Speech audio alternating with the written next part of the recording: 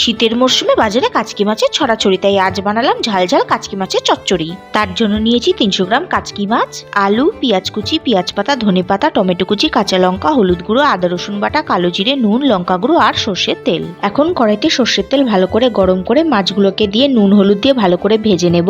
এখন কড়াইতে আরো কিছুটা পরিমাণ সর্ষের তেল গরম করে স্লাইস করে রাখা আলুগুলোকে দিয়ে নুন হলুদ দিয়ে ভেজে নেব।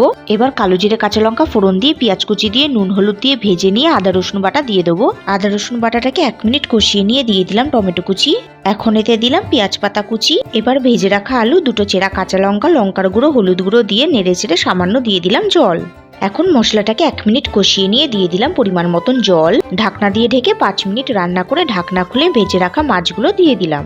এবার ধনেপাতা কুচি ছড়িয়ে ভালোভাবে নেড়েচেড়ে ঢাকনা দিয়ে ঢেকে আরো 2 মিনিট মতন রান্না হতে দিলাম। 2 মিনিট বাদে ঢাকনা খুলে নেড়েচেড়ে নিয়ে গরম গরম সার্ভ করে নিলাম। গরম ভাতের সাথে জমে যাবে বন্ধুরা।